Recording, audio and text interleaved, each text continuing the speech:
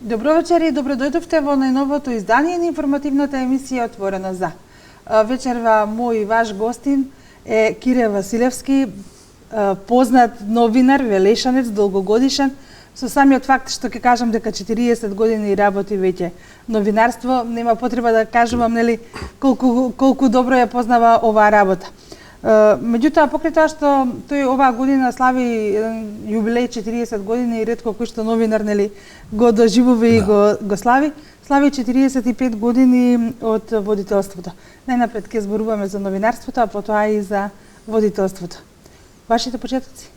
Најнапред, добро вечер, поздрав до гледачите на телевизија К1, до екипата која што работи на реализација на оваа емисија. Особена чест и задоволство ми е што барем некои од колегите во Велес се сетија дека оваа година славаме така едни ретки јубилеи кои што поврзани со новинарството и со карактеристиката на овој занајот е многу малку за жал од колегите ги доживуваат. Меѓутоа тоа е тоа, не треба ни да се жалиме. Едноставно сме го одбрале тоа како животен позив и тоа го работиме. Почнавте во Радио Велес. За жал сега тој медиум не постои, меѓутоа во вашите спомени сигурно живе. Тоа се некаде далечните 70-ти години. На еден начин почетоците на информативните средства во Велес. Радио Велес тогаш беше единствено. Радио Велес беше она преку што ќе се слушне се, ќе се разбере се и така натаму. Јас некаде втора година гимназија, на 15-16 години, веќе започнав да одам таму со една поширока екипа на млади луѓе. Меѓутоа, после година до две, знаете, обично се прави тој филтер и оние што, велешки речено, жаргонски, ги бидува на еден начин, остануваат или они што си ја сакаат, или што ја засакале професијата, остануваат. Прва емисија ми беше деби на програмата на Радио Велес во четврток, емисија Мини Тип Топ. Значи, музичка емисија, во која што имавме на топ листа, странски хитови. Тоа беше бум во тоа време во градот. Подоцна се редеа емисии, подоцна се редеа и, така да речем, напредување во делот на новинарството и статусот во Радио Велес. Меѓутоа, без разлика на било што, Радио Велес ми останува нешто што е почеток и нешто во срцето и наистина жалам што поради многу сплетни околности радиото се затвори. Тоа беше расадник на новинарската фела во градот. Ден денеска голем број колеги активно работат, а започнаа со својата новинарска кариера токму во Радио Велес. Било дека среќен е оној млад човек кој што новинарството може да го учи од постарите колеги. Од кого вие го учевте? Видите, јас бев во една ситуација да бидам еден несреќен случај, една меѓугенерација на новинарите воопшто во Велес. Онаа прва класа, ако може така се каже, прва генерација во тие години беше еден Петар Трајков, доајен и јас би рекол алфа и омега за новинарството. Да го поздравиме Петар, јас како што го виков дописникот на Нова Македонија, од кој што многу често и јас учев во времето на моите почетоци. Токму така, тоа е еден од луѓето од кои што го научив. Најмногу стилот на пишување и на изразување, меѓутоа говорам за текстови за пишување. Бидејќи подоцна некаде на 19 години, благодарение на него бев хонорарно вработен во тогашна Нова Македонија. Тоа што вистина беше многу нешто значеше да се работи за Нова Македонија, бидејќи беше еден од основните главни вестници во државата. На 19 години останувам и понатаму еден од најмладите или најмладите дописници во историјата на Нова Македонија, што сепак нели говори само за себе. Уште повеќе кога на тоа го нададеме фактот дека во тоа време новинарството беше сосема нешто друго. Времето на комунизмот се окажуваше своето. Едноумието, начинот на, ако може така се каже, на не командување, туку наредување во дадени ситуации, си имаше свој. Меѓутоа, секој време си носи своји карактеристики, а за жал ние новинарите ги трпиме сите тие турбуленции и промени. Меѓутоа, убави времења, време во кое што почнав, паралелно додека работев во Нова Македонија како дописник, учев од Петар Трајков, научив многу, го научив она што го имам како капацитет, ако може така се каже, новинарски. Во меѓувремено работев и како хонорарец во Радио Велес. Таму ги имав првите успеси на државно ниво, на оние надпревари на радиостаници на Македонија. Некаде на 18-17 детиште години освојував први награди со музички емисии, со младинска емисија, со репортажи, говорни емисии и дури уште во тоа време дел од сегашните изразни форми ние ги спроведувавме во Радио Велес на програмата. Значи, ајде да не речам, се биле многу напред, уште некаде пред 40 на години.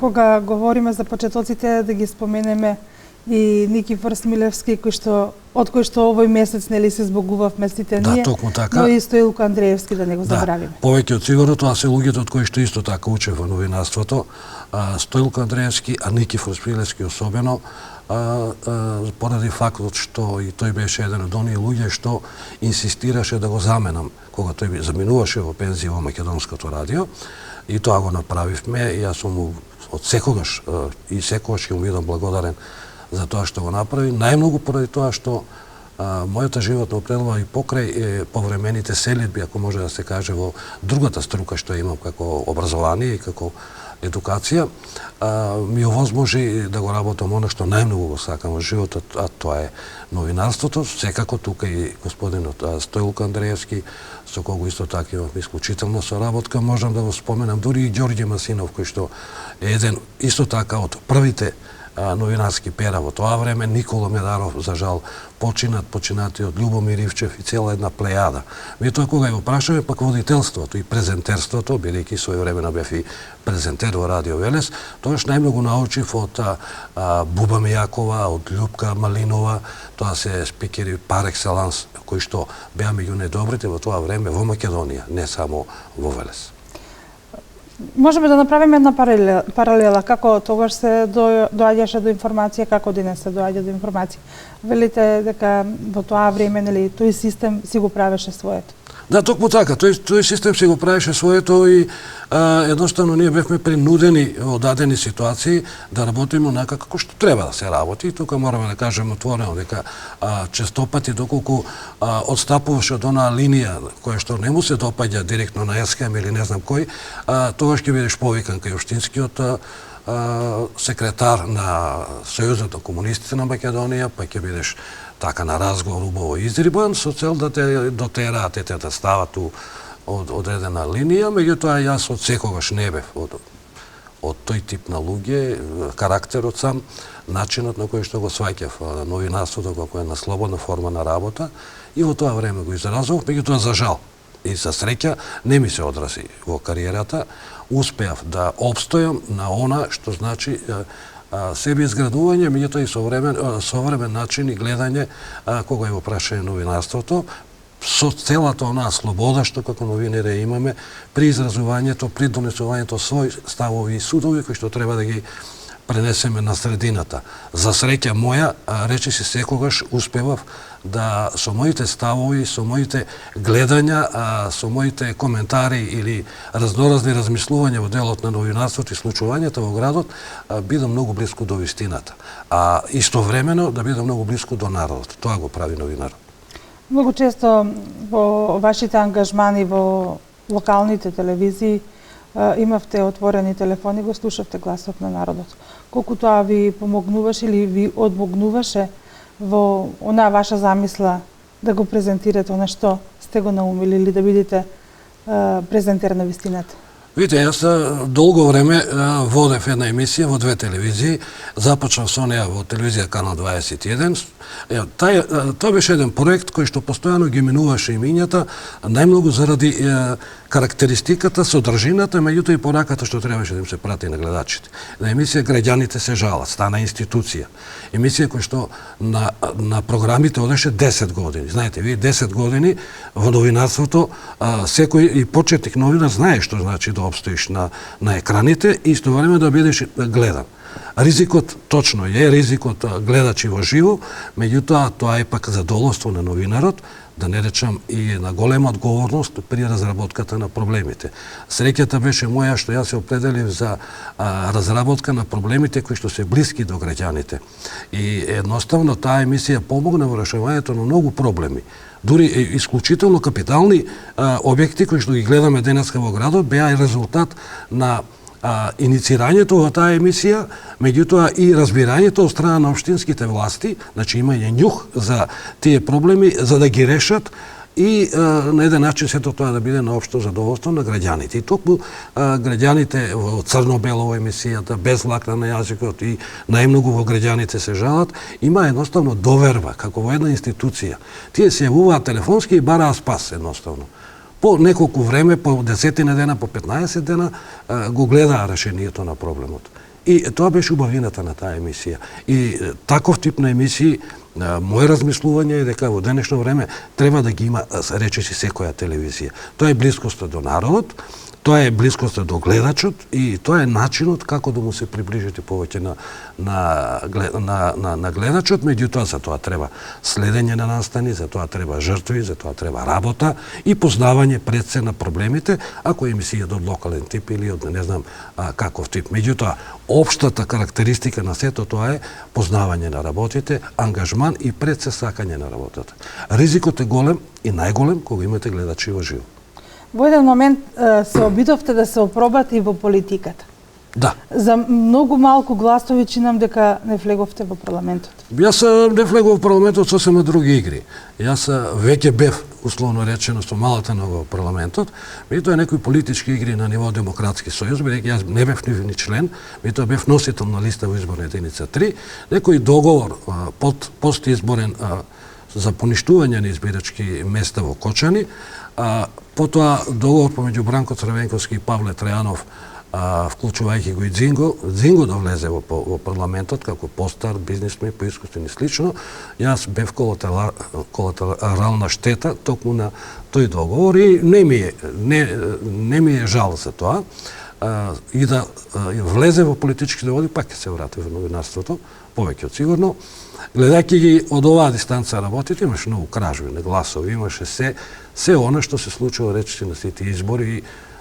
Човек ако свати тоа нормално, нема проблем. Ако имате комплекс од тие работи, тогаш ќе се разочарате или не знам што. Меѓутоа тоа ми дај уште поголема волја, подоцна проложам во делот на новинарството и сепак е тоа едно големо искуство за еден новинар. Кога станува збор за новинарството и за извршување на оваа професија, покрај тоа што постојано на улица ве запираат луѓе или не запираат луѓе, мора да се внимава и како лично новинарот се однесува. Колку е тоа сето тешко? Тоа е тешко, тоа е она друга страна на медаљата. Нели медаљата е убава, свети, популарност, луѓето те знаат и слично. Меѓутоа она друга страна носи нешто сосема друго.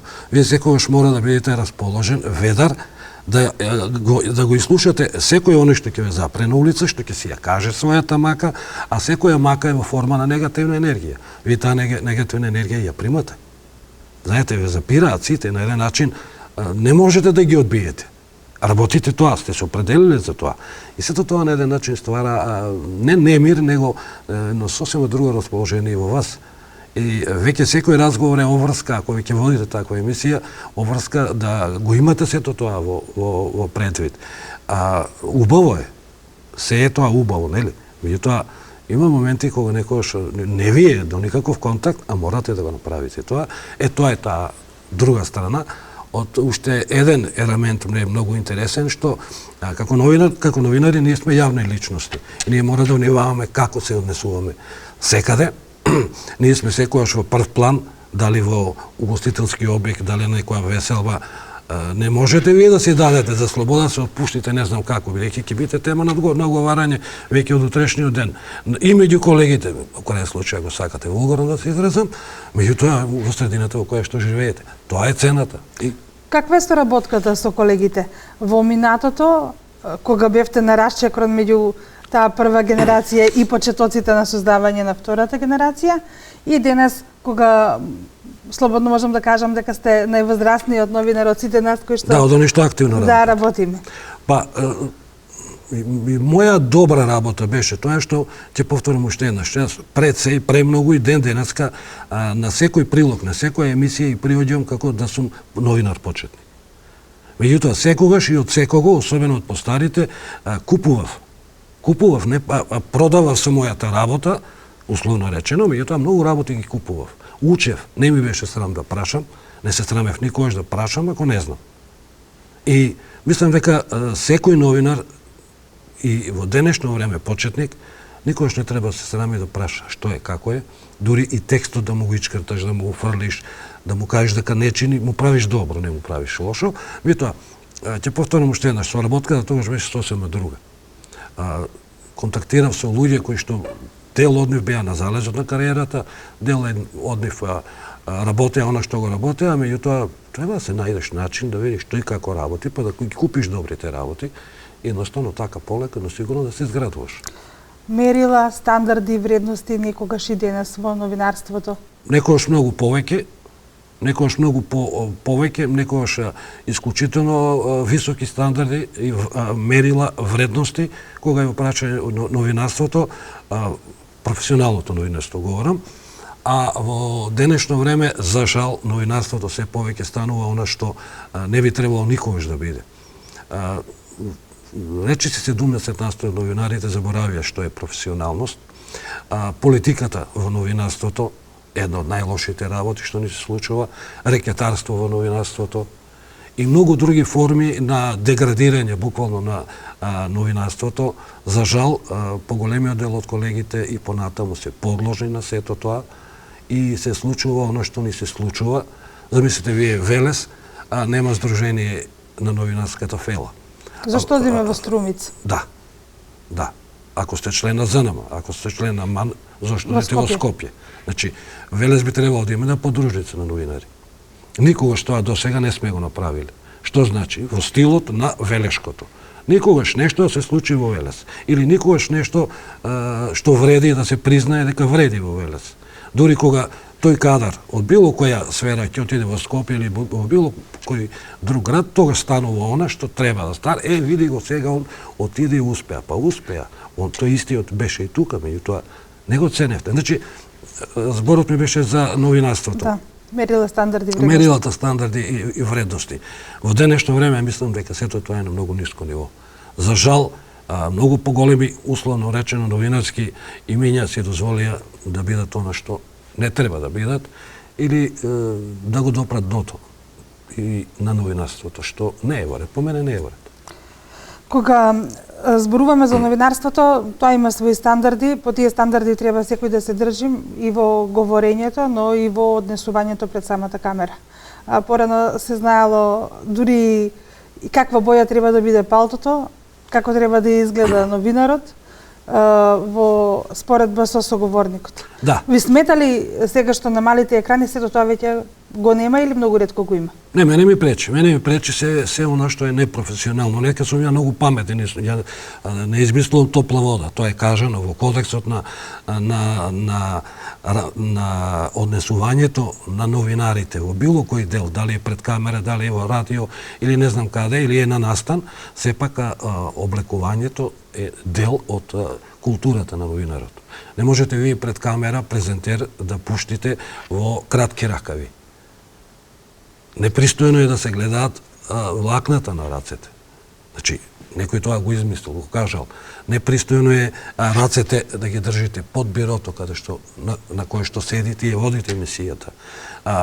Непристојно се многу работи кои што за жал денеска не се случуваат. Кимоно ракави, презентерка во кимоно ракави, несредена тотално, без фризура, без шминка, дава сосема погрешен впечаток и гледачот за она што значи убавина. Знаете, еден убав, без разлика, секој човек е убав на свој начин. Меѓутоа, кога ќе се придржуваш на оние основни работи пред камера, веќе впечатокот е сосема друг кај гледачот. Тоа е 30% од успешноста на емисијата. Радио, телевизија, весник. Што е полесно, што е потешко? Па, секој од тие медиуми си има своја специфика, да речеме. Јас најголемите успеси, ако може така се каже, дел од успесите ги постигнав во радиото, а пак во телевизијата го достигнав оној максимум што може да се рече во новинарството. Нели секој се стреми да стаса до главен и одговорен уредник на одреден медиум. Јас тоа имав среќа да ми се случи пред неколку години, таму 4-5 години бев главен и одговорен уредник на сателитската програма на Македонската радиотелевизија, исклучително одговорна работа. Во времето кога повторно имаше одредени турбуленции пред се на политички план и слично, и ете, Велат дека во тој временски период Велес бил најзастапен на малите екрани. Па да, јас се трудев за разлика од многу велешани, нека ми простат оние што се исклучоци, јас се трудев Велес барем во тие 4-5 години да биде исклучително присутен, барем кај мене на сателитската програма, меѓутоа покрај сателитската и на прва програма, бидејќи бев истовремено главен и одговорен уредник на она исклучително гледана емисија во Македонија, особено надвор, а тоа беше Иселенички џубус, која што некои или некои од сегашниве или претходната не гарнитура во македонската радиотелевизија не сакаше да оди, едноставно пречеше. Тие се знаат кои се нивните причини, меѓутоа фактите остануваат и денеска. Таа останува во историјата на македонската радиотелевизија како една од најгледаните програми во Македонија. За тоа говорат. People метрите говорат многу факти, а најмногу оние што не гледаа. Така да, секој медиум си има своја карактеристика. Радиото дава една слобода на облекување, нели, зборувам тој дел, дава слобода на однос, на седење, меѓутоа радиото па дава една сосема друга работа. На радиото во прилог или во говор, во водење, можеш да го доловиш оно што телевизијата го доловува со слика. Значи, во телевизијата прилогот го правиш текстот, пушташ слика, оно што си го снимал и веќе сликата говори за тебе. Ти и не мора многу да говориш за текстот. Тоа е убавината на значи се си има свое. Можеш да бидеш писмен, начитан и да имаш стил во пишувањето кога пишуваш во вестник за да бидеш успешен новинар. Изразот, постојаното читање и надградување и слично. Кога станува збор за брзината на пласирање на информацијата, интернетот ги помина сега и радијата, и вестниците, и телевизијата. Да, токму така. Се така. заканува ли да биде како водечки медиум, иако се уште интернетот не е медиум во Република Македонија? Мој мислење е дека не се заканува и дека нема никаква опасност, бидејќи секој од останатите медиуми си има своја специфика, знаете. Кај нас гледачите се научени, односно граѓаните се научени да го гледаат тоа што да го слушаат, меѓутоа и да го гледаат тоа што го восприемаат. Така да интернетот ја мислам дека нема да има некое влијание. Има, не велам дека нема, меѓутоа нема да има пресудно влијание за намалување на гледаноста на еден телевизиски медиум, радио медиум или слично. Меѓутоа брзината на информацијата да. Меѓутоа мора да споменеме еден друг факт. Таа иста брзина и тој развој на информацијата и на технологијата паралелно се случува и во телевизиите и во радијата. Значи таму не седат луѓе што чекаат да се случи нешто. Вашите почетоци, се сеќавам, нели, во времето кога беа и моите почетоци, сите настани кои се случуваа после 16 часот, веќе се обработуваа на редниот ден. Да, а сега е веќе сосема друго. Сега има настани кои што случуваат во 19, па вие ги давате во 20. Значи, веќе отиде на техниката напред и тоа на еден начин му ја леснува работата на новинарот. За тоа што за мене новинарската работа и професија е 24 часа. Кој што сака можеме да дискутираме секогаш. Меѓутоа, новинарството треба, и ако си го сакаш, тоа е 24 часа. Тоа не е работно време до 15 часот и после не сум новинар. Не, новинар си нон-стоп. Кога станува збор за обработката на она што се случува или за настаните, имаме и добри и лоши. Кој е оној настан кој што еве вас можеби ви оставил најголем впечаток кој што сте го доживеале во целата оваа ваша 40 годишна кариера? Има многу настани и не би можел и не би сакал да издвојам ниту еден може да го пример да го кажеме како пример на едноумието. Времето во кое што во агрокомбинатот Лозар се правеа оние чистки по директива на Централниот комитет на Сојуз на комунистите на Македонија. Некога имаше пукање, ова е многу порано. Многу порано, времето кога пишува во Нова Македонија, и тие прилози, тие текстови ги пишува со помош на починатиот почитуван колегат Борис Побјорчев. Тоа беа промените на директорите на партиска основа, исклучување од Сојуз на комунистите на Македонија и сите тие травматски, би рекол, случувања, кои што ги знаевме, ги гледавме, а моравме да известнуваме многу поинаку. Тоа е трагедијата на дел се од крши настани. нешто во тебе? Се крши, меѓутоа тоа е тоа. Нема.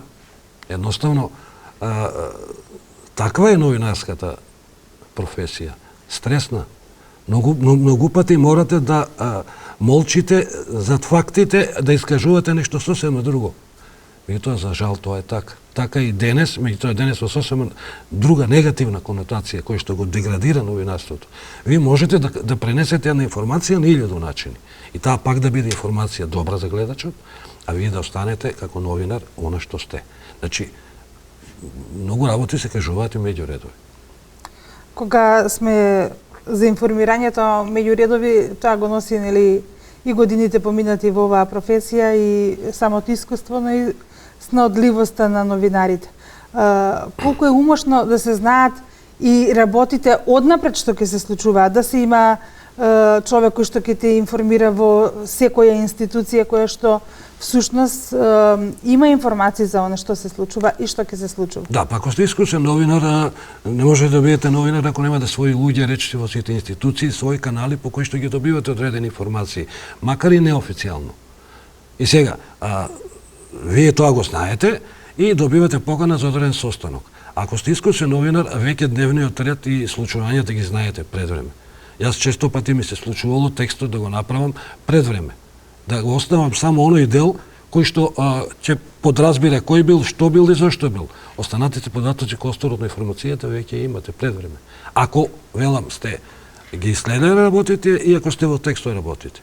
Ако сте нормално, никој не почнал учен. Ако сте новинар почетник, ќе се потрудите малку повеќе.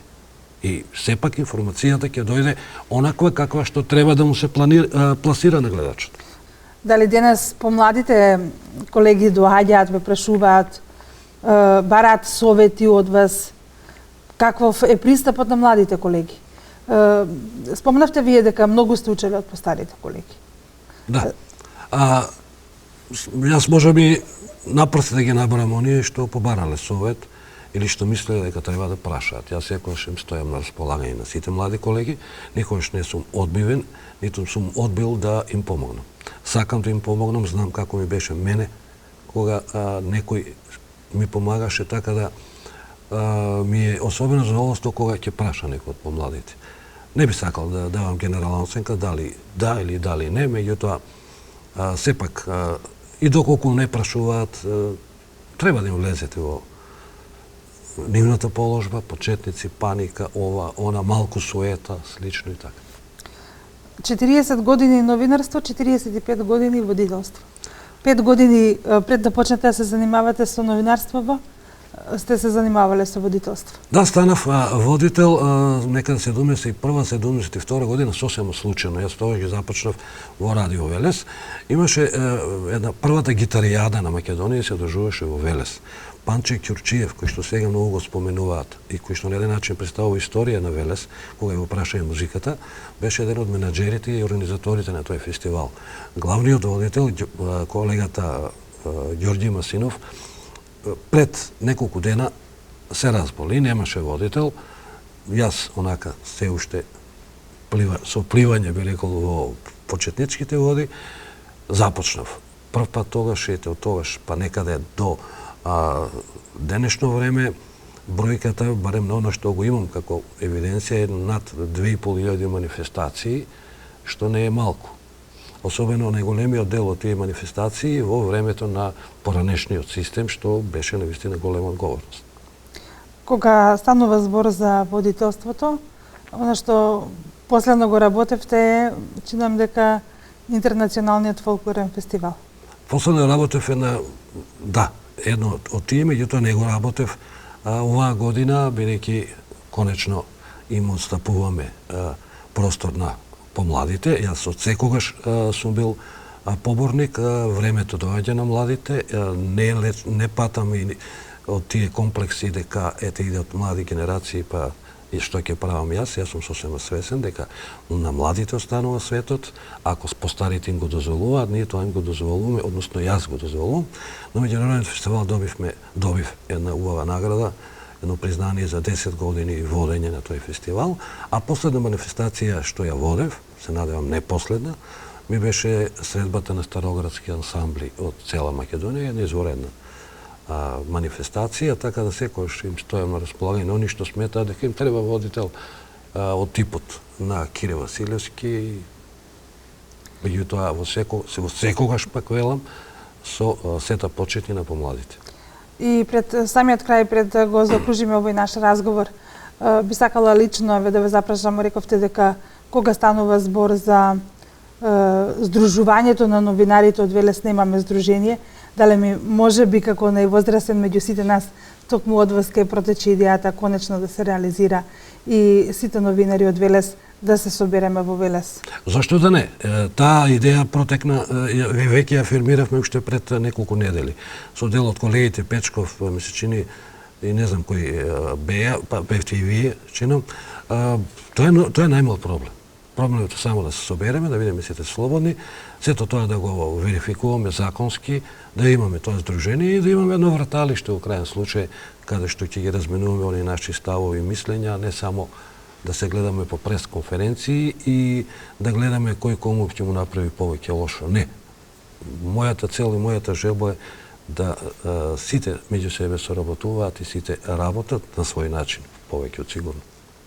40 години новинарство, 45 години водителство. Кире Василевски, гостин во Отворено за на телевизија К1, регионална телевизија со седиште во Велес. Јас ви благодарам за одвојното време, но на што би сакала да ви се заблагодараме за вашата срдечна помош секогаш што сме ја добиле, кога сме ја побарале.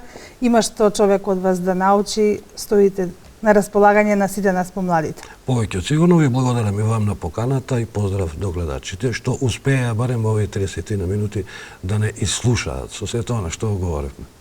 Да, токму така. Почитувани гледачи, јас ви благодарам што и оваа саботна вечер бевте со програмата на регионалната К1 телевизија. Останете и понатаму со вас, а за 7 дена од ова студио најавувам нов гости. Пријатно.